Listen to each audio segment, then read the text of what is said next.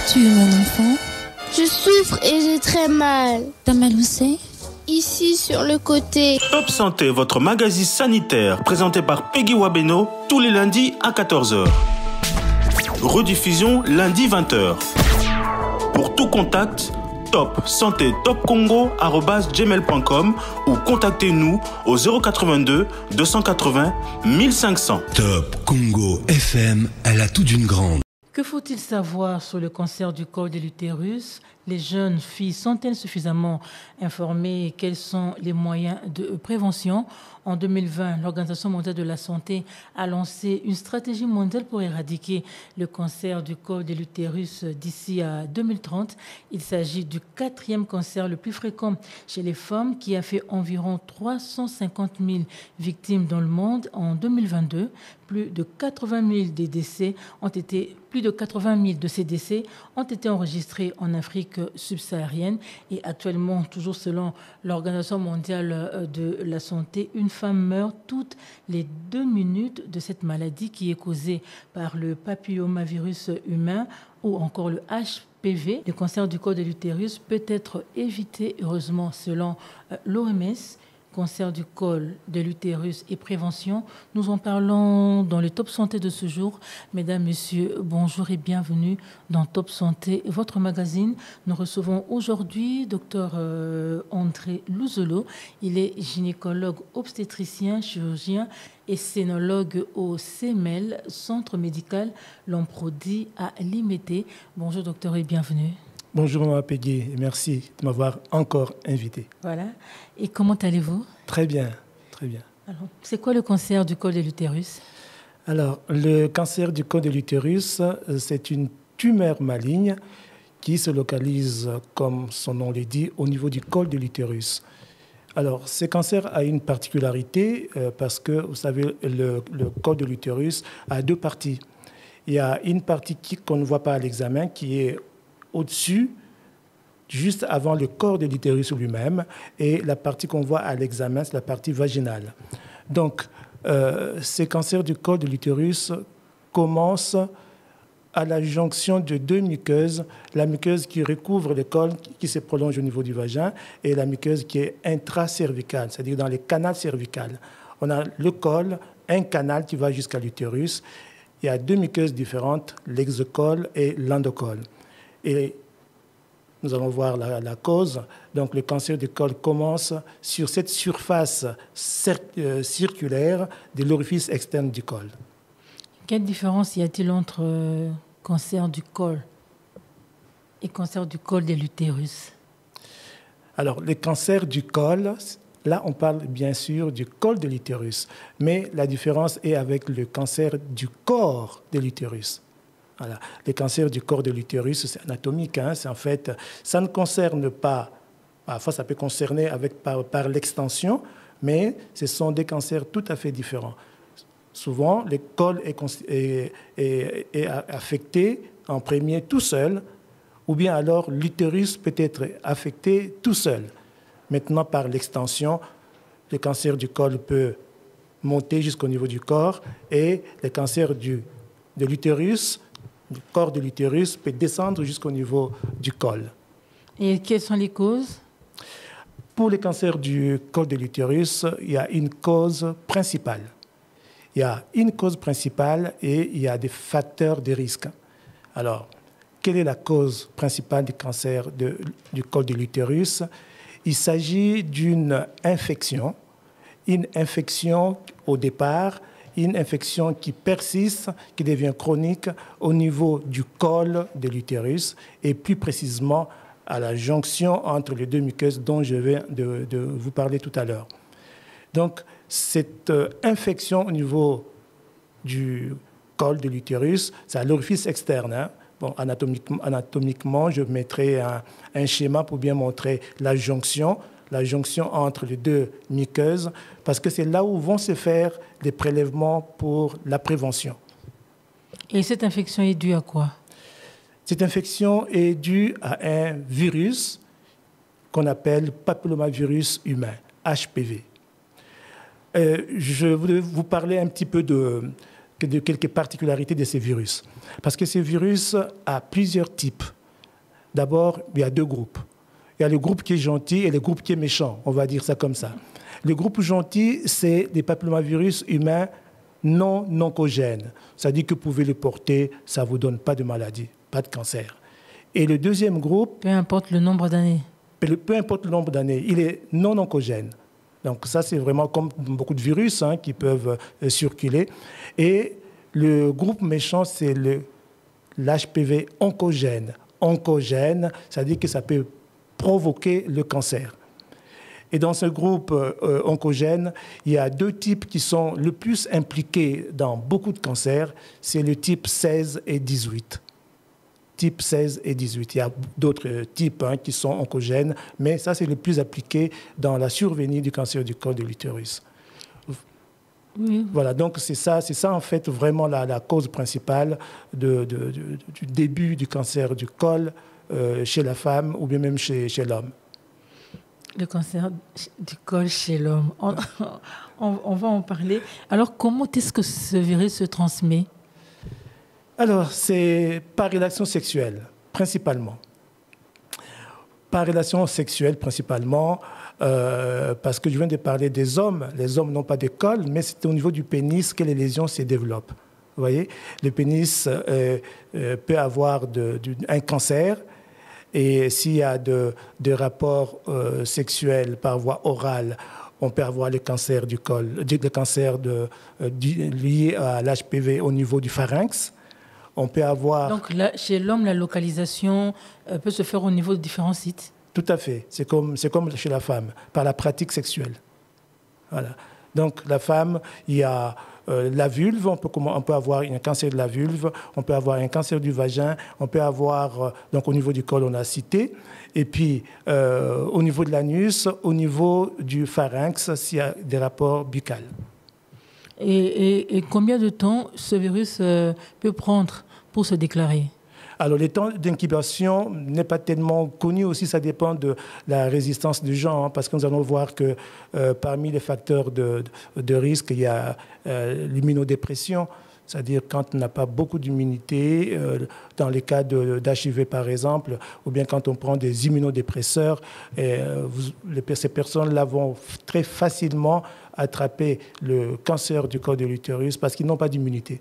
Alors, la durée d'incubation aussi, après infection par l'HPV, mais ça dépend d'une personne à l'autre. C'est-à-dire que vous, après un rapport, ça peut prendre par exemple un mois, par exemple 2 mois. D'autres, par contre, qui sont immunodéprimés, ça peut faire 1 semaine, 2 semaines. Et la maladie, et le virus se déclare? Le virus peut être là, mais attention, quand le virus est là, il n'y a pas de signe au départ. Et les symptômes se manifestent de combien de temps? Il n'y a pas de symptômes au départ, il n'y a pas de symptômes.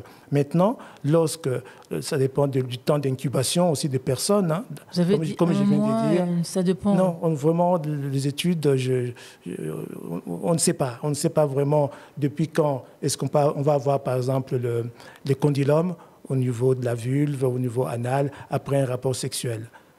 Donc, tout dépend de l'immunité de quelqu'un. Et puis, je n'ai pas vu d'études encore sur ces sujets-là qui calculent exactement parce que c'est difficile. Les personnes qui viennent, c'est difficile de savoir quand est-ce qu'elles ont été contaminées déjà. Parce que les rapports sexuels, on ne compte pas. Mais on commence à le suspecter par des signes. Et surtout, c'est... Pour faire les diagnostics, donc c'est les dépistages. La clé, c'est le dépistage. Oui, mais quels sont les symptômes qui peuvent alerter? Alors, au début, non. Malheureusement, je dis bien malheureusement, on commence à avoir des symptômes sur des cancers déjà avancés. C'est déjà avancé. Lorsque, au niveau du col, on a une extension locale, donc ce qu'on appelle un cancer invasif localement, ça se trouve au niveau du col. On a par exemple 1 cm ou bien 2 cm de tumeur. Là, on n'a pas encore l'extension ailleurs, dans le reste du corps. Et on peut avoir principalement, il n'y a même pas de douleur, hein, mais on a principalement des saignements, des métrorragies. Lorsque le médecin met son spéculum, dès qu'il touche le col, ça peut saigner. Et aussi, les femmes dans le couple, lorsqu'ils ont un rapport, la femme peut saigner très facilement. Donc, métrorragie pendant les rapports sexuels, saignement très facile pendant un examen clinique, là, ça peut être les signes d'un cancer au niveau du col. Ce sont les seuls signes, il n'y a pas de perturbation du cycle, rien du tout? Au début, non, pas du tout. Pas du tout. C'est là qu'on va mesurer vraiment l'importance du diagnostic et de la réalisation de frottis et de tests HPV systématiquement. Vous avez dit que le papillomavirus humain se transmet par voie sexuelle. Oui. Alors, j'aimerais savoir, est-ce que les débuts précoces de l'activité sexuelle ou bien la multiplicité des partenaires peut constituer un facteur de risque? Eh bien oui, ça fait partie des facteurs de risque. Hein. Le facteur de risque pour le cancer du col de l'utérus, bien entendu, à part les débuts précoces des rapports sexuels, donc de l'activité sexuelle. Ensuite, comme nous avons dit, la multiplicité des partenaires sexuels sont deux grands facteurs de risque. À cela va s'ajouter maintenant le manque de diagnostic, c'est-à-dire de prévention, le manque de la réalisation de frottis, de la recherche systématique d'HPV. Et puis, les tabagismes. Le tabagisme aussi, c'est un facteur.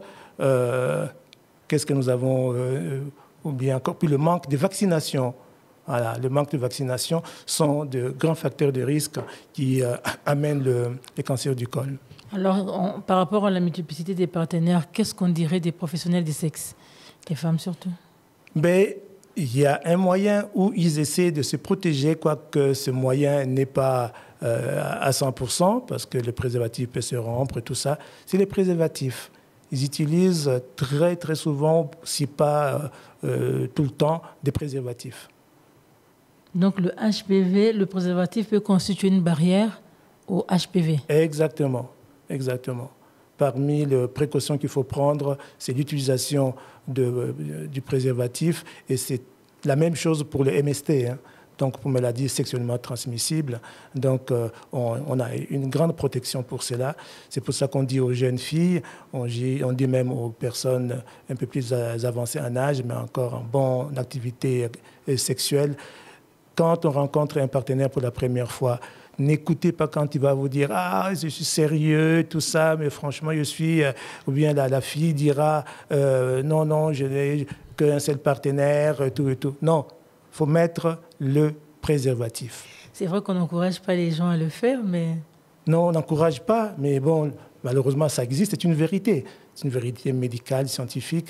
Donc, mettez le préservatif, ça préserve quand même, sans enlever complètement le risque, mais ça préserve. Le cancer du col de l'utérus est-il héréditaire? Non, il n'y a pas d'hérédité dans les cancers du col de l'utérus. Il n'y a pas du tout d'hérédité. On n'a pas trouvé des facteurs transmissibles comme pour les cancers du sein. On sait qu'au moins il y a 1% peut concerner, pas 1%, c'est 9%, moins de 10% pour les cancers du sein et peut-être génétiques, mais pas les cancers du col. Et à quel âge précisément on est plus à risque d'attraper ce virus? Le virus, on peut l'attraper à tout âge. Si l'enfant est précoce à 9 ans, et bien sûr, il va l'attraper. Quand il rencontre quelqu'un qui est porteur, il peut l'attraper. Alors, docteur Luzolo, parlons traitement. Comment se fait le dépistage? Parce que vous avez dit, non, le dépistage précoce, c'est ce qui permet une bonne prise en charge. Comment se fait alors le dépistage du cancer du col de l'utérus? 2 facteurs qui entrent dans le dépistage. Donc, d'abord, nous avons le frottis. Je vous disais tout à l'heure, le frottis cervico-vaginal est très, très, très simple à réaliser. Ça ne fait même pas mal. Ça consiste à mettre le spéculum, comme nous avons vu dernièrement pour l'examen gynécologique, mettre le spéculum dans le vagin. On voit bien le vagin. et on a un petit instrument qui est comme un petit balai. C'est un instrument qui a 2 valves. Il y a la valve supérieure et puis inférieure introduite et on permet de centrer le col ou bien de voir d'autres lésions dans le vagin. Hein. Et on voit avec l'aide d'une lumière, on regarde et puis on fait les prélèvements. Lorsque le col est bien exposé, donc on voit bien le col, on va prendre cet instrument dont je parlais comme un petit balai, mais qui est pointu au début, au fond, et puis on le fait passer dans l'orifice externe du col, et ce balai va prendre toutes les cellules qui sont sur la muqueuse extérieure, donc l'exocole, sur la muqueuse antérieure, donc l'endocole, et sur la jonction dont je parlais tout à l'heure, où il y a beaucoup plus de risques d'avoir le cancer, le début du cancer du col de l'utérus. Vous avez parlé du spéculum. Est-ce qu'on peut l'utiliser sur une fille vierge? Nous avons de spéculum pour les filles vierges et pour les mamans ménopausées qui ont du mal à supporter à cause de l'atrophie vulvo-vaginale un spéculum normal. Donc nous avons des petits spéculums qui peuvent nous servir de regarder. Souvent, on a chez les enfants de corps étrangers. Hein? Quand ils jouent, tout ça, parfois ils peuvent blesser en conduisant un vélo ou bien un corps étranger peut s'introduire. La maman peut venir nous consulter pour des pertes anormales. On prend les petits spéculums, on regarde et on peut voir. Et à quelle fréquence faut-il faire cet examen? L'examen de frottis? Oui. Alors, le frottis, je vais parler de l'Occident et ici au Congo, de ce que je pense. Alors, avant... dans les pays occidentaux, on faisait le frottis tous les 2 ans. Tous les 2 ans, les frottis cervico-vaginaux. Tous les 2 ans, mais aujourd'hui, vous savez, on est passé à quoi? On est passé à 3 ans. Tous les 3 ans, voire même tous les 5 ans. Pourquoi? Parce qu'avec la Covid, nous avons eu au niveau des laboratoires la technique par PCR. C'est une technique où on a moins de faux négatifs par rapport à l'ancienne technique qu'on utilisait.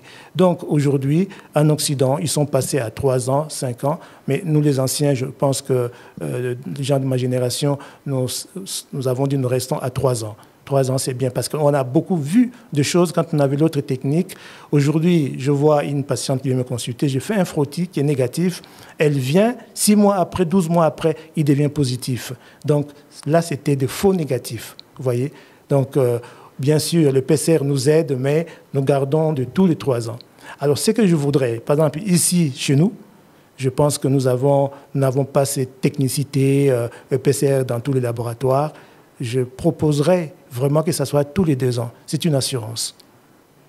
La personne viendra juste pour se faire examiner, juste pour un frottis, ou bien la dame viendra pour autre chose et l'examen sera fait. Le diagnostic sera établi de manière fortuite?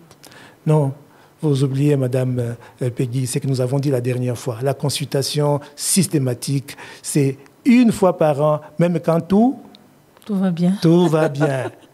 Même quand tout va bien, allez voir les gynécologues.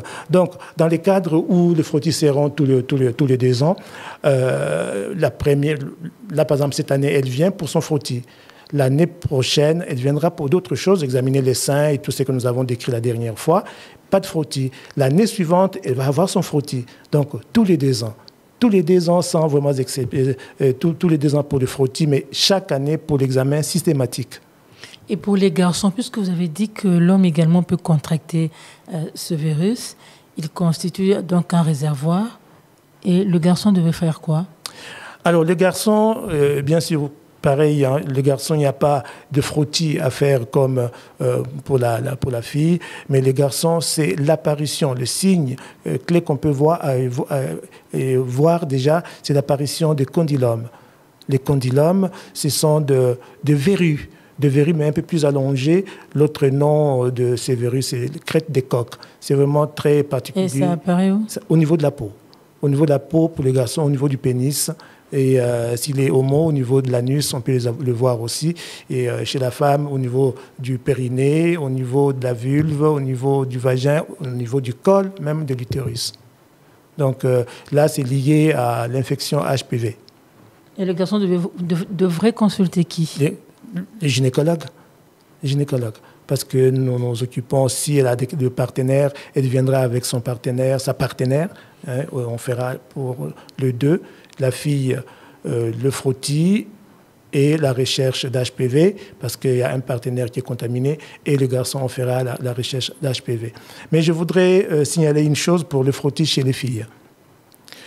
Dans tout le protocole, il est conseillé de ne pas faire de frottis cervico-vaginaux chez la fille qui n'ont pas encore atteint 25 ans. Pour quelle raison? La raison est la suivante. C'est pour une raison de conserver l'avenir obstétrical de ces jeunes. Pourquoi? Parce que l'HPV peut être volatile. Il peut être volatile, il vient, il part, il vient, il part. Et quand on commence à faire des examens de frottis chez la fille, on peut avoir des petites lésions qui vont peut-être disparaître, mais parfois on peut être tenté à faire des conisations. La conisation, c'est le traitement de lésions précancéreuses du col. Hein, on pourra en parler tout à l'heure. Donc, pas de frottis chez la fille avant 25 ans.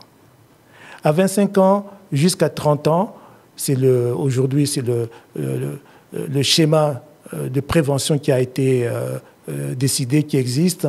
Donc, frottis à 25 ans. 25 ans à 30 ans, tous les 2 ans, tous les 3 ans, on fait des frottis, tout simplement. On fait un frottis, s'il est négatif, on arrête là. S'il est positif, alors on fait aussi la recherche d'HPV. Et puis, après la recherche d'HPV, on verra ce qui viendra après, parce qu'on est en train de parler de la prévention de ce qu'on peut faire. Maintenant, pour les femmes à partir de 30 ans qui viennent en consultation, on ne va pas faire de frottis en première intention. On ne va pas faire de frottis en première intention, on fait la recherche d'HPV. Si l'HPV est positif, à ce moment-là, on va compléter pour faire la cytologie et voir si on va pousser les recherches plus loin. Mais à quoi s'expose-t-on lorsque on ne réalise pas de frottis et lorsqu'on ne se fait pas dépister? Voilà, ce qui se passe, c'est que c'est l'extension de la maladie. Pardon. Parce que lorsque les personnes qui font le frottis, je vous ai dit, pour les filles et pour les autres à partir de 30 ans, lorsqu'il y a des lésions qui commencent avec un frottis, on le voit. On le voit comment? Parce qu'on fait, après le frottis, on va faire ce qu'on appelle une colposcopie. La colposcopie, c'est l'examen du col par une loupe. Toujours en position gynécologique, le colposcope est là, on regarde le col de l'utérus, pareil comme quand on fait le frottis, hein, on regarde, on voit, mais avec le colposcope, il y a un appareil, c'est un appareil de colposcope. On regarde le col et on va étudier pour regarder s'il n'y a pas des endroits où il y a des lésions qui ne sont pas normales. Surtout, on regarde bien la jonction entre les deux muqueuses. Et si, au niveau de la colposcopie, on voit des endroits où il y a des lésions anormales, qu'est-ce qu'on va faire? Biopsie. On va biopsier. Là, on est déjà dans le traitement. Non, pas du tout. Pas du tout. On est dans le diagnostic et la prévention, là.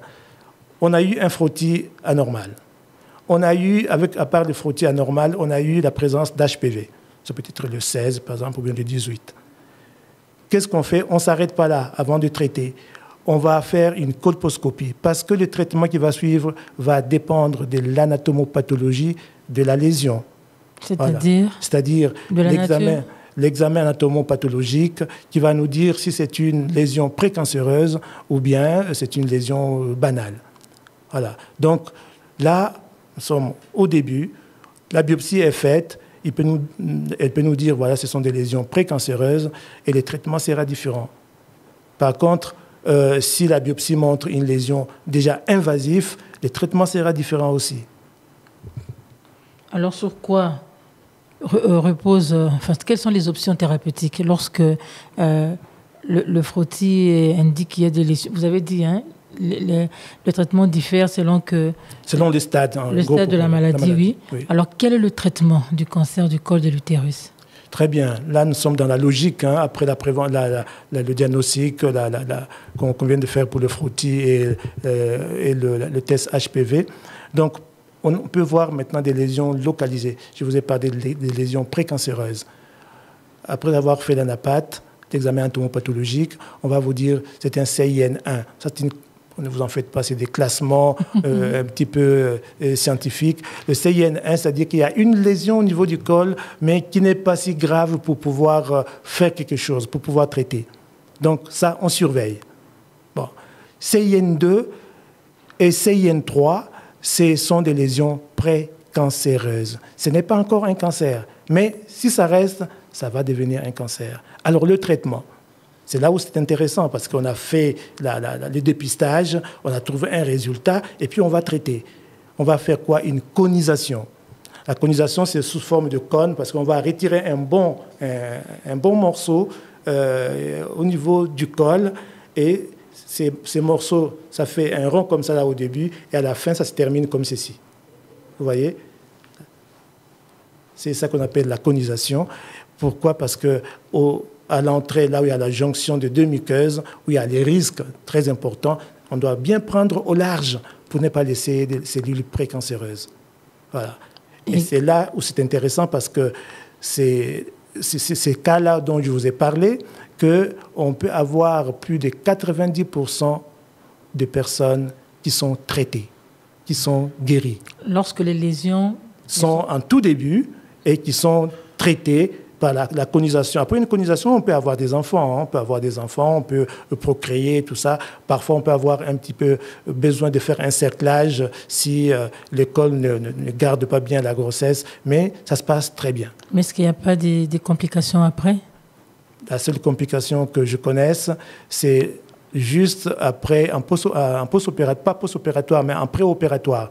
C'est-à-dire qu'après l'intervention, parce que la conisation, le col est très vascularisé, c'est très vascularisé, donc il faut faire vraiment une hémostase avec le bistouri électrique. Hémostase. Souvent, donc on va coaguler pour que le sang ne saigne, pour que ça ne saigne pas. Alors, lorsque c'est coagulé comme ça, le chirurgien dit bon, j'ai terminé, vous pouvez rentrer à la maison. On le fait en ambulatoire.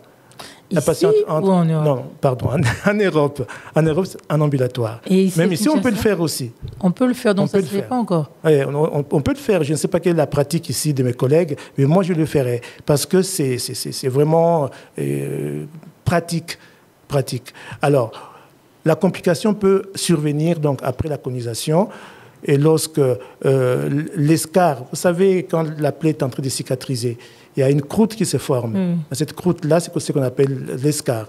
Parfois, au niveau du col, ça peut tomber brutalement et puis se remettre à saigner. Donc, du sang. On informe bien les patientes. Voilà, vous risquez quelques jours, bien même une semaine après l'intervention, de saigner abondamment, vous venez.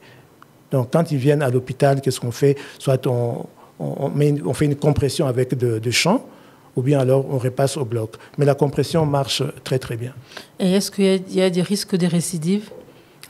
Non, parce que quand on fait on retire l'espèce de cône dont je viens de parler, le médecin anatomopathologiste, qu'est-ce qu'il va faire?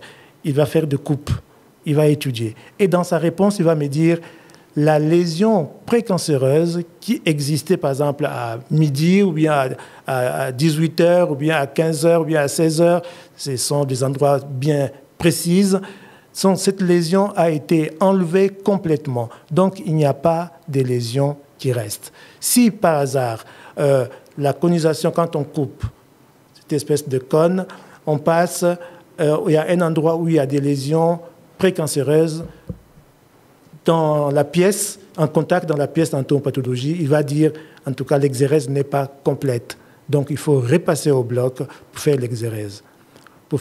Mais c'est très rare. Moi, ça ne m'est jamais arrivé. Souvent, on retire complètement la lésion parce qu'on passe vraiment au large quand on est au début. C'est ça l'intérêt. Et lorsque le malade, la dame est déjà dans le stade, la maladie est déjà avancée, quel est le traitement qui est préconisé? Voilà. Donc là, on passe... Le traitement de lésions précancéreuses, on est d'accord, c'est la conisation. Et les chirurgicales, c'est la conisation. Maintenant, deuxième étape, on a un cancer invasif. Au niveau du col, après la biopsie, comme j'ai dit, 1 cm, 2 cm, mais ça reste localisé au niveau du col. le traitement, là, est aussi chirurgical. Si ce n'est qu'au niveau du col, on a fait des examens, des bilans d'extension, il n'y en a pas ailleurs, on fait une hystérectomie élargie. L'hystérectomie, c'est retirer tout l'utérus avec tout le col de l'utérus. Et que devient la femme? Mais la féminité, ce n'est pas le col et l'utérus seulement. Non. La féminité, là, nous sommes dans un cadre où ou bien la santé ou bien la mort. Vous voyez? Ou la santé ou bien la mort. Donc, si on laisse comme ça, ben, la maladie, on va voir l'étape suivante. On va voir l'étape suivante. Si on laisse comme ça, ben, l'extension va continuer. Donc là, un cancer localisé au niveau du col, mais il est invasif. Il n'est pas encore parti ailleurs. Je vais vous dire comment ça s'étend. À ce moment-là, on fait l'hystérectomie et parfois on peut faire un curage, c'est-à-dire regarder les ganglions, parce que vous savez que les cellules cancéreuses peuvent se déplacent de deux façons. Il y a de façon hématique, donc le sang, et par des vaisseaux lymphatiques. Donc, les vaisseaux lymphatiques aboutissent chaque fois par des ganglions, et ces ganglions sont des témoins d'infection ou pas. Voilà. Donc, ça, à ces stades-là, hystérectomie élargie, plus ou moins curage ganglionnaire. Maintenant, avant que vous me posiez la question, si cette maladie, le cancer du col de l'utérus, a envahi le col et qu'on ne la traite pas, elle va envahir les tissus et les organes qui entourent le col de l'utérus. Quels sont ces organes? Le vagin, il descend en bas, il descend pour envahir le col, les vagins, il va monter pour envahir le corps de l'utérus, il va partir sur le côté pour envahir le paramètre. Le paramètre, c'est les tissus conjonctifs qui entourent l'utérus et le col. Hein. Et il va envahir après, en arrière, le rectum, en avant, la vessie. Donc, c'est une invasion loco-régionale qui va intéresser tout ça. La maladie est quand même avancée. Et la maladie sera plus avancée encore quand il y a des métastases aux organes préférentiels du cancer du col. Voilà. Donc, maintenant, le traitement n'est pas chirurgical à ces stades-là. Le traitement n'est pas chirurgical.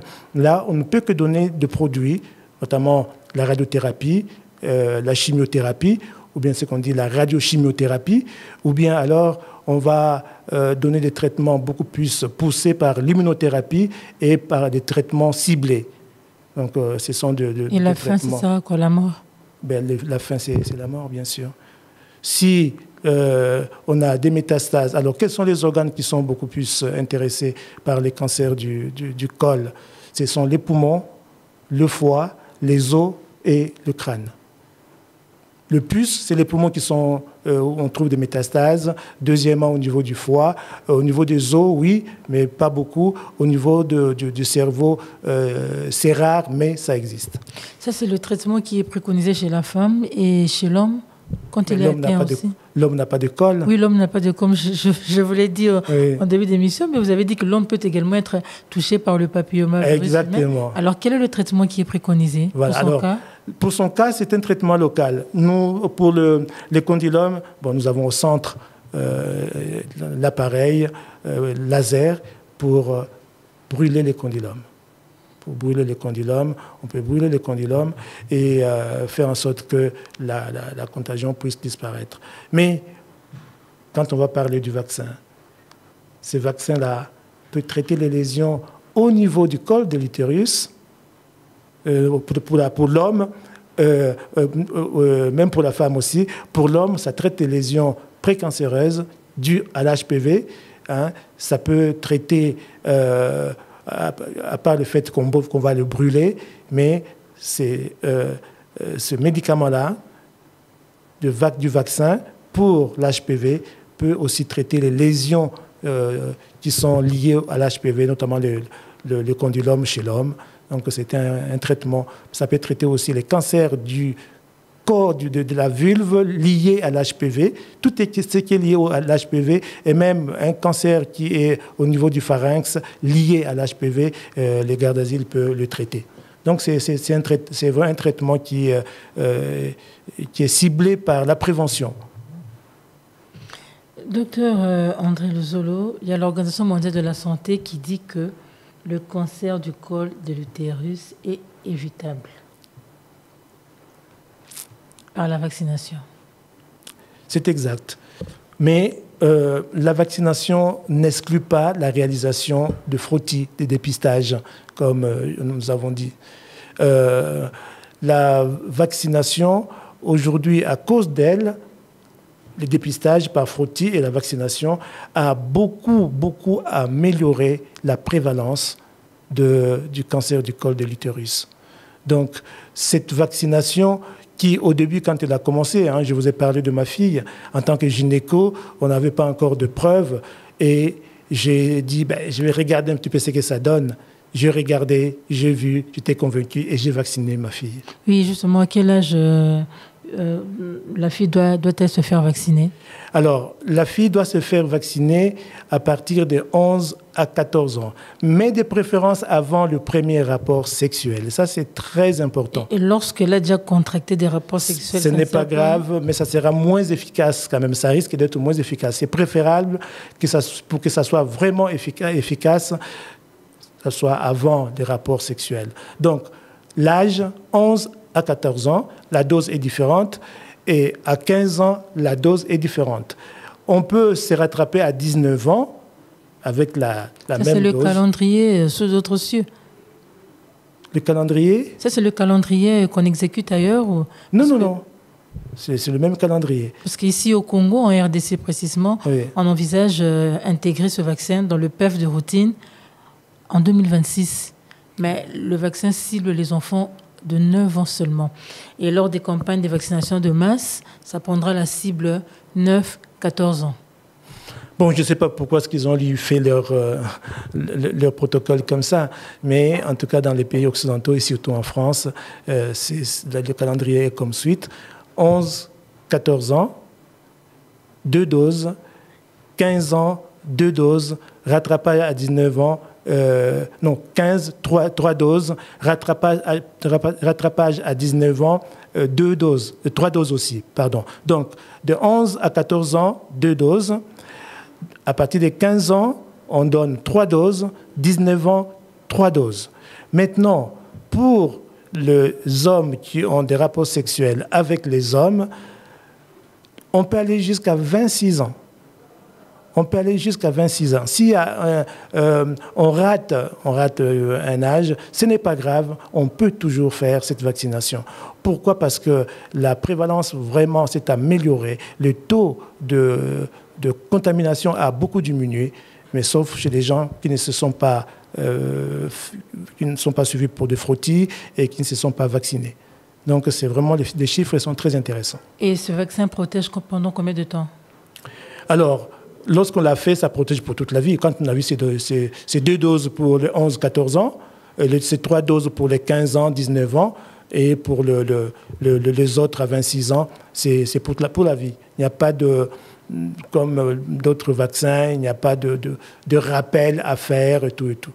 Encore une fois, cela n'exclut pas le dépistage. Cela n'exclut pas le fait qu'on puisse faire de frottis. C'est très important. Frottis et recherche d'HPV. Alors les enfants, moi je reste dans le contexte congolais. Oui. Les enfants qui aujourd'hui ont 9 ans, qui auraient pu bien bénéficier de ce vaccin si seulement il était déjà dispensé, administré. Dans 2 ans, les filles auront 11 ans, donc ne pourront plus profiter de cette vaccination. À quoi sont-elles exposées? Mais si elles ont eu à 9 ans, ou bien n'ont pas eu, si elles n'ont pas eu, elles sont... En fait, pourquoi est-ce qu'on a arrêté de vacciner les enfants à 9 ans en France? Parce qu'on avait parlé de 9 ans aussi.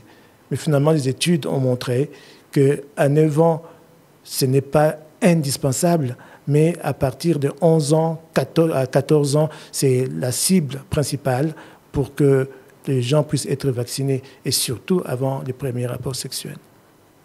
Et les parturientes, celles qui sont déjà au bout? Ceux qui sont déjà au bout, bon, malheureusement, il reste quand même le dépistage.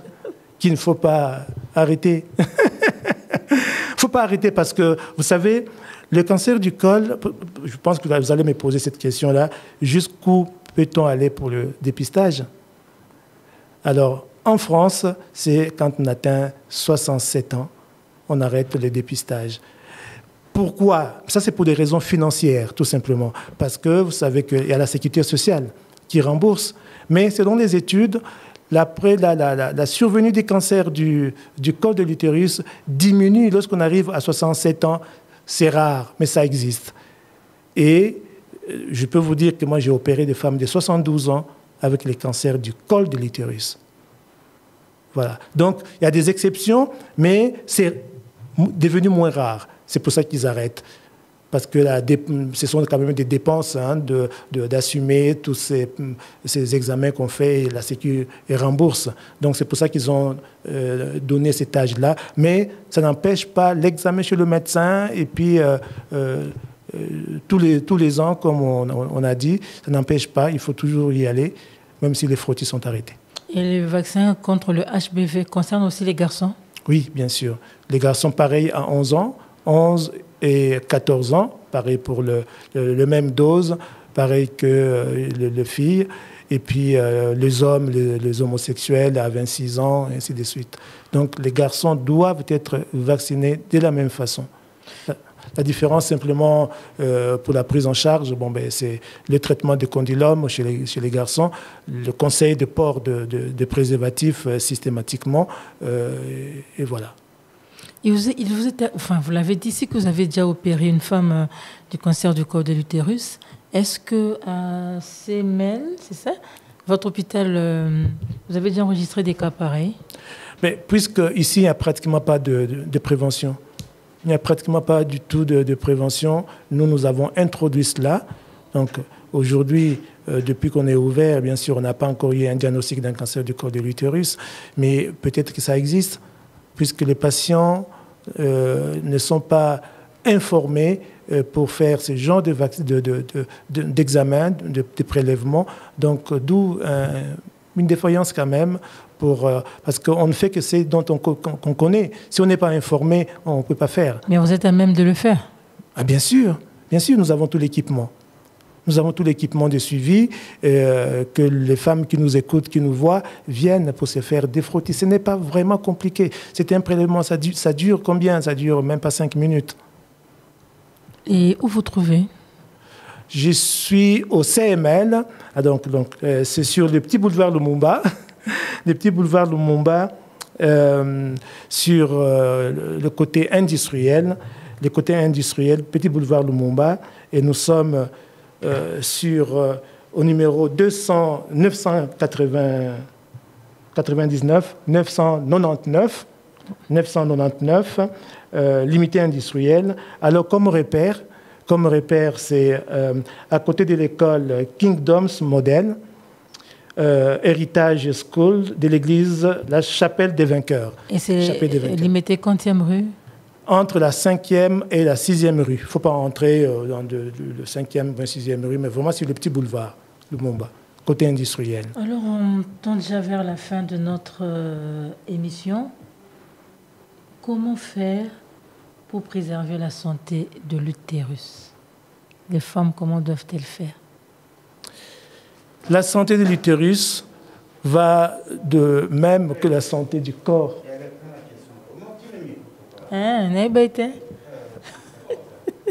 Comment? Ah, d'accord. D'accord. Donc, la question, tu as fouillé le micro. Vous avez fouillé le micro. Oui. Alors, votre question était comment préserver les... Voilà. Comment faire pour préserver la santé de l'utérus? Les femmes, comment doivent-elles faire, puisque ce sont elles qui ont un utérus? La santé de l'utérus va de pair avec la santé du col de l'utérus, parce qu'avant d'atteindre l'utérus, il faut passer par le col. Voilà, nous avons vu qu'un cancer du col de l'utérus peut arriver jusqu'au corps par extension, loco-régionale. Donc, cette prévention, c'est la même. Le fait de voir, même quand tout va bien, de voir le médecin prévenir pour qu'il n'y ait pas d'infection qui puisse partir du vagin, du col de l'utérus et puis monter jusqu'à l'utérus. Parce que dans l'utérus, à part le cancer, il y a aussi des infections. Il y a des endométrites, il y a d'autres maladies. Donc c'est une prévention qui commence à l'entrée pour aller jusqu'au-delà. C'est la consultation et le dépistage qui feront que l'utérus puisse bien se porter. La vaccination aujourd'hui ne présente pas des risques pour la santé des filles, parce qu'on a rapporté qu'il y a eu, en fait, dans un pays européen, on a rapporté qu'il y a eu des cas de saignement, des troubles du cycle menstruel. Est-ce que cela ne représente pas un danger? Cela n'est pas risqué? Bien, je vous ai parlé du cas de ma fille, mais aujourd'hui, on utilise en France un vaccin qui s'appelle le Gardasil. Gardasil 9. Gardasil 9, comme ça s'écrit, comme ça se prononce. Alors, le Gardasil 9, c'est un vaccin contre l'HPV, contre le papillomavirus humain, qui a fait ses preuves. Il a tellement fait ses preuves que je ne sais pas en Belgique qu'est-ce qu'ils ont utilisé comme produit, mais en France, le Gardasil... Je n'ai pas cité de pays, j'ai dit un pays européen. Pardon, excusez-moi. On ne va pas accuser le pays si ce n'est pas le cas. Mais je ne sais pas quel produit qui a été utilisé dans ce pays-là, mais le Gardasil, c'est un produit qui est sûr. Je n'ai pas, à ma connaissance, vraiment d'effets secondaires tels que vous les décriviez. Voilà, merci beaucoup, Dr André. Merci, Maman Peggy. Merci. Chers amis fidèles auditeurs de Top Santé, voilà, c'en est fini pour aujourd'hui. Je rappelle que nous avions parlé du cancer du col de l'utérus et la prévention. Le cancer du col de l'utérus est une infection grave qui se développe sur la muqueuse du col de l'utérus, la partie inférieure de l'utérus. Il est principalement causé par une infection durable au papillomavirus humain qui peut affecter la jeune fille tout comme le jeune garçon. Le virus est donc sexuellement transmissible. Le cancer du col de l'utérus est différent du cancer de l'utérus qui touche l'endomètre. Il existe aujourd'hui une prévention par le biais de la vaccination et un dépistage précoce qui est proposé aux femmes. Merci de nous avoir suivis. Merci également au Dr André Lozolo qui a répondu à notre invitation. Merci aussi à l'équipe technique qui m'a accompagné aujourd'hui, Patrick Mungongo, Miguel Mena, Dani Zayobi et Alain Pascal Mbungu. On se retrouve donc la semaine prochaine pour un nouveau numéro. En attendant, prenez soin de vous. Maman, viens voir. Qu'as-tu, mon enfant? Je souffre et j'ai très mal. T'as mal où c'est? Ici, sur le côté. Top Santé, votre magazine sanitaire, présenté par Peggy Wabeno, tous les lundis à 14h. Rediffusion lundi 20h. Pour tout contact, topsanté-topcongo@gmail.com ou contactez-nous au 082 280 1500. Top Congo FM, elle a tout d'une grande.